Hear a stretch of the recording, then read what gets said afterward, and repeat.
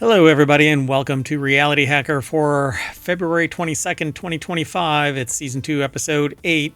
I am Merwat, and along with the sentient AI from the future, we talk about 5 articles in Reality Hacker each Saturday, and along with 2 other shows that we do immediately after, and they are Wanted and the Continuity Report. We merge them together, and they become the Saturday edition of Non Sequitur News.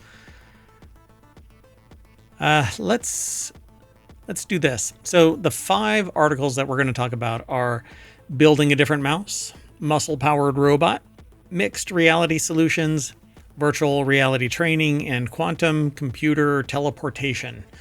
Everything is powered by ohmtown.com, so go over there and become a citizen. It's easy. You just sign up real quick or sign in if you already have an account, and then you get a 7th menu option. I'm actually working on that option right now. And you get to sort news however you want it. And along with that, you can go over to YouTube and follow us there, ring the bell so you get notified when we go live, and follow us over on Twitch. Different chats, but one side you'll like more than the other usually, how people work. I don't know. Anyway, there's 1,900 episodes now of ohmTown related news over on YouTube and the podcasts. We've been doing this now this is the 4th year. We're in the 2nd month of the 4th year. Anyway, see you on the other side of our intro.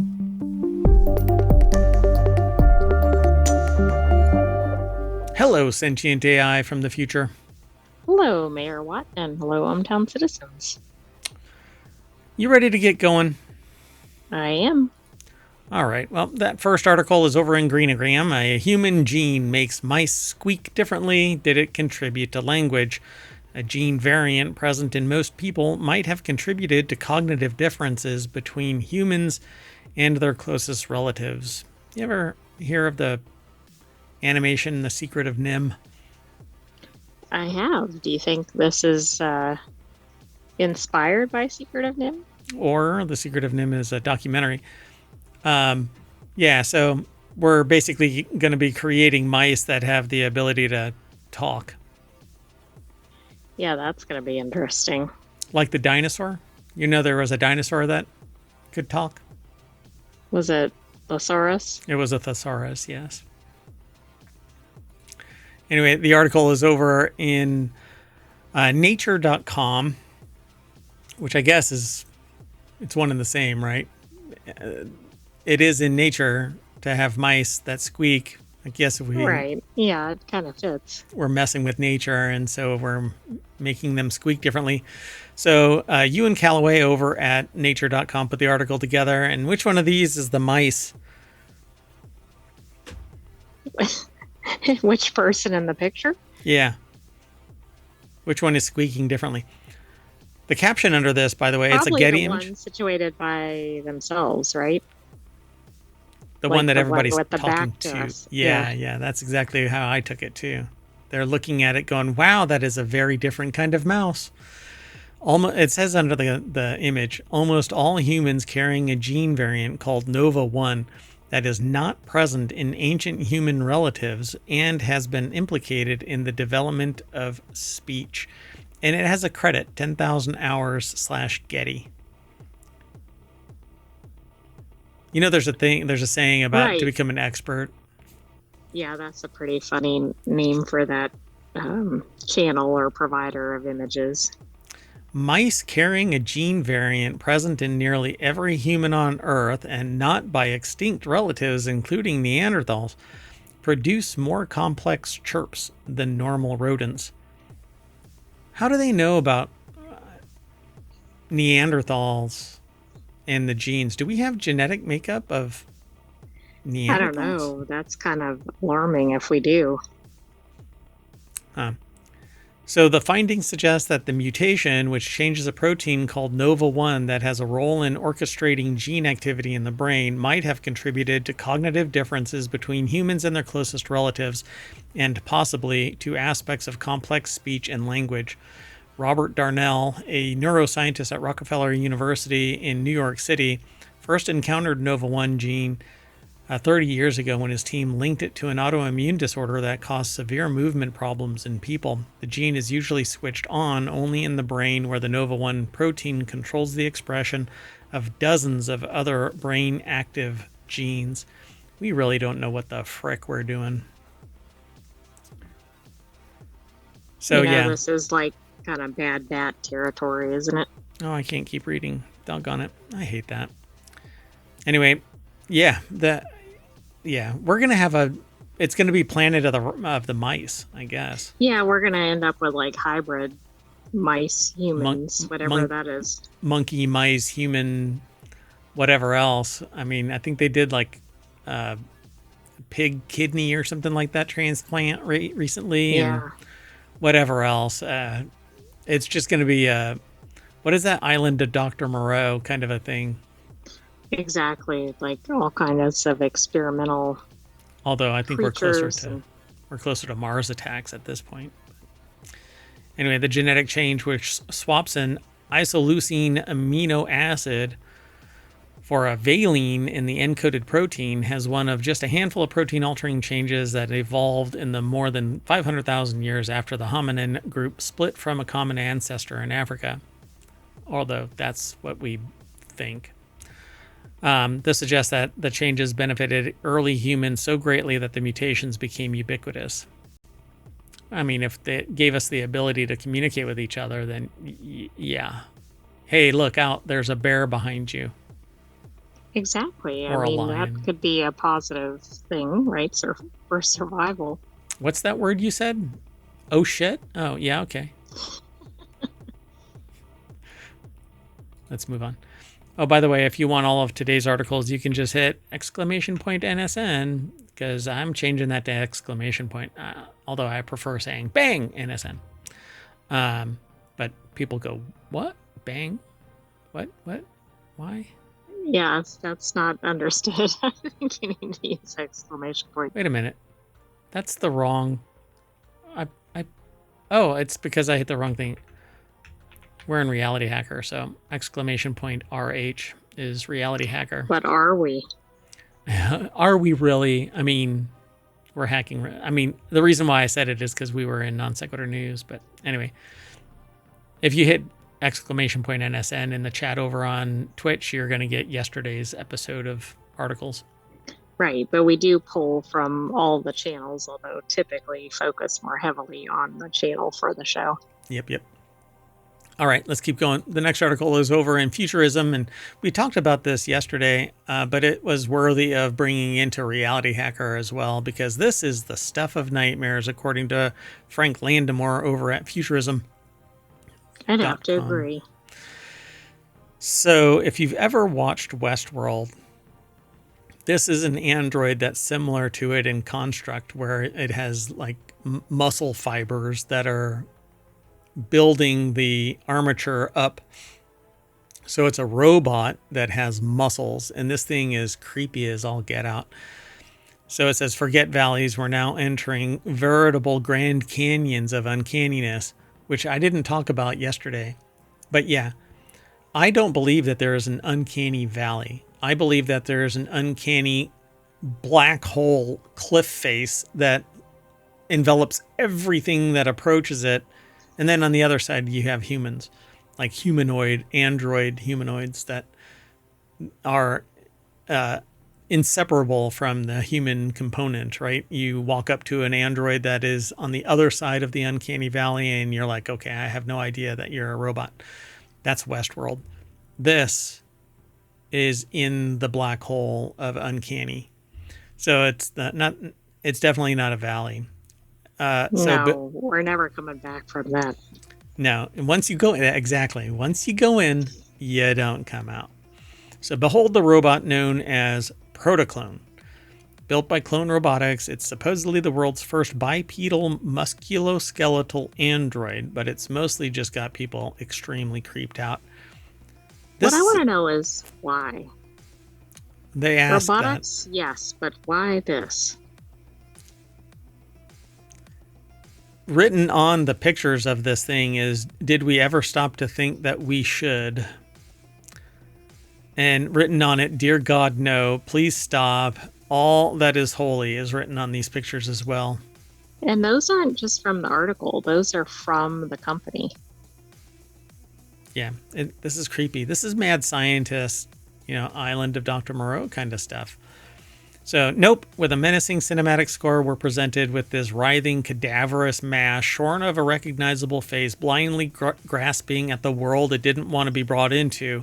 A totally unsolicited reminder that we, too, are merely the supple impedimenta playing host to a network of electrical pulses or something.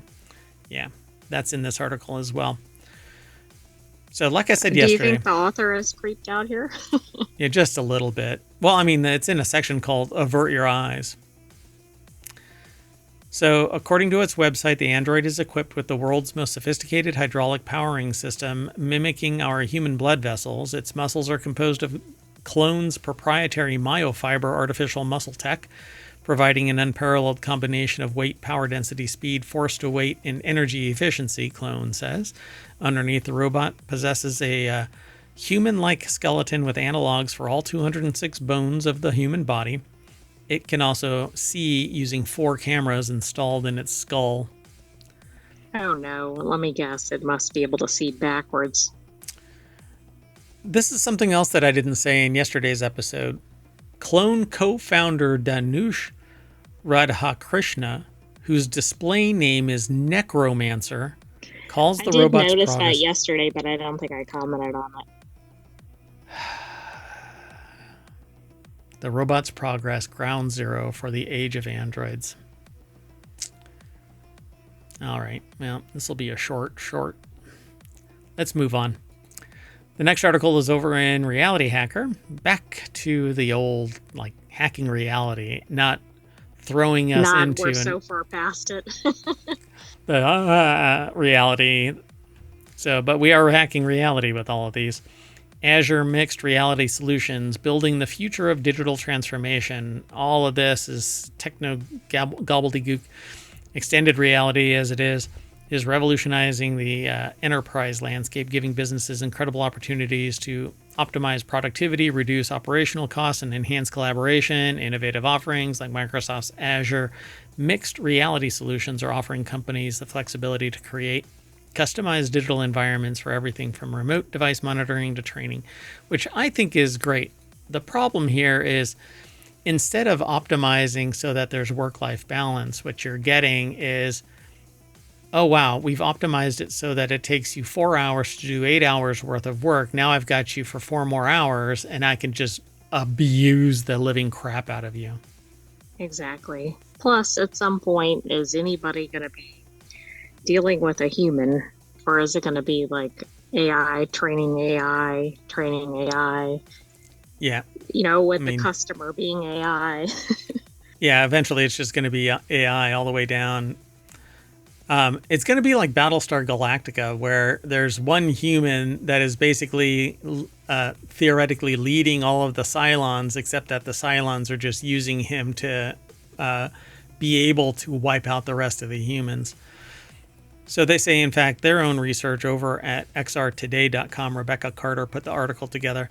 They say that their own research found that 36% of companies are currently using XR, or extended reality, to enhance training initiatives with digital twins, collaborative virtual environments, and real-time access to data. That one I can go for. Real-time access to data, I like. Yeah, that sounds like a positive. Yeah, virtual environments, sure. But the whole digital twins thing, I don't know. Anyway, this goes on to talk about what's called Azure Digital Twins, an IoT platform that allows businesses to rapidly create digital representations of environments. Pardon me. These virtual replicas offer real-time insights into physical spaces and tools, helping companies to monitor operations. And Azure Remote Rendering, when it comes to visualizing 3D models, Azure Remote Rendering steps in to deliver high-fidelity visuals at speed, whatever at speed means. And spatial anchors, which allow users to create mixed reality experiences that are spatially aware and accessible across multiple platforms. Stop that. So, what I like about the anchor is that you can actually put it somewhere. It stays there. And when you walk into its sphere of influence, it becomes responsive. I love that idea, but all I want are XR glasses that interact with whatever I allow it to. But that's really not what is going to end up Right. You happening. don't want it whatever the company thinks is what's needed. You need to be able to customize it. Yep. Yeah. So the benefits of mixed reality solutions, they go into detail about HoloLens and Azure mixed, which HoloLens is basically wetting the bed. And they go into deeper context about these other issues like digital twins, unlocking real-time insights, and optimizing training and collaboration. But extended reality really is a benefit in terms of training because you can actually interact with the extended reality elements without having to be in that environment, because sometimes it can be dangerous, and you train in it. You don't actually live in it yet. Eventually you skill up and then you get brought into a physical environment where screwing up could mean a little bit more. Am I the only one alarmed by the fact that there's a digital twin consortium? Oh, it really depends on where you end up with that, right? But yeah. Like, I mean, it kind of sounds cool, but and it's kind of like,